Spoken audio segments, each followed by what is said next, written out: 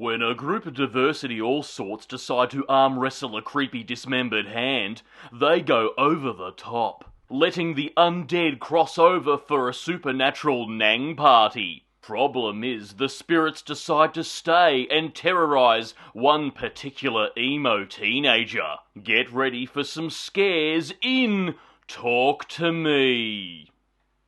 Hello there, you loose units, and welcome back to another episode of Spicy Boy Reviews. I'm, of course, your host, Andrew Iles. That's right, Talk to Me, written and directed by Danny and Michael Philippou. They're known for directing a few little small things here and there, short films, TV episodes and stuff, but most notably they worked behind the scenes, or work experience if you will, for the very good Aussie horror, The Babadook.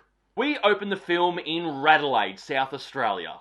We meet our protagonist, who's a bit of an emo teenager. We discover that she's this way because 2 years prior, apparently her mummy poos self-deleted. She decides that the best way to get over her grief is go to a party with a group of other teens where they start piss-farting around with the spirit world / undead, which can only go well. We then meet a group of 20-something looking teenagers. They're going viral online by filming themselves getting possessed by these spirits and chucking it on TikTok or whatnot. How they do this is they arm wrestle a creepy dismembered hand. And whatever teenager is doing this at the time, as everyone's filming, they say, "Talk to me," and then a ghost appears in front of them and has a bit of a chin wag. Whatever happened to going to someone's house with a group of friends and smoking bongs? And don't Gen Zers go around to each other's houses and start shelving nangs for fun these days? I don't know if that's what they do with them, as far as I'm aware. But now they're chasing a high in the spirit world? Do you know where your kids are at the moment, parents? Anyway, as I said, a ghost rocks up for a bit of old talky talk with the person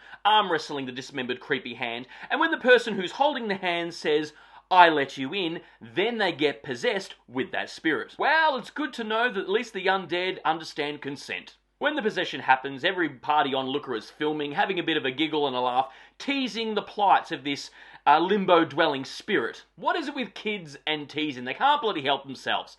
You know, it's gone beyond the playground, it's fast-tracked through social media, and now they're teasing the undead? Kids are just dicks. However, we find out that the spirit who's possessing the teenager can't linger for any longer than 90 seconds. Otherwise, the spirit is inclined to stay. Not sure why they'd want to stay, though. I mean, I don't know what's worse, purgatory or Adelaide. Anyway, the film proves that there's fuck all to do in South Australia but get possessed and take the piss out of the undead. It's not long before things go tits up and a young teenager gets possessed with a self-mutilating entity and bashes himself to a bloody pulp. But not before he cock-teases our emo protagonist here, where for a little moment there he gets possessed with her deceased mum, which gives our protagonist a taste for more, and she continuously tries to contact her mum in limbo. We then get a very intriguing movie here, a descent if you will. Lots of twists and turns, really unsettling scenes, full-blown creepiness, some incredibly tense moments, and one or two genuinely what the fuck moments. There's some great makeup and gore effects on display here. They looked top-notch. This film gripped me from start to finish. Miranda Otto also stars in this film as a very down-to-earth suburban mum.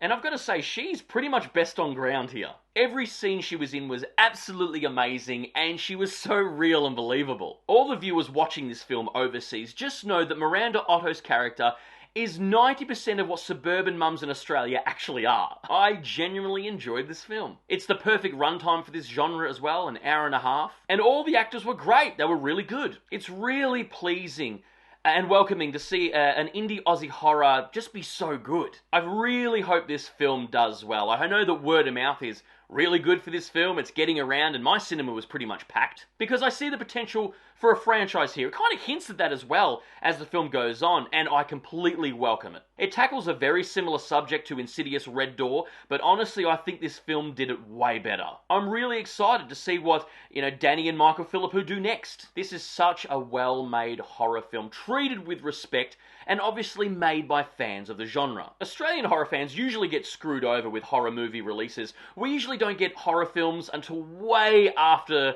the release when they came out overseas.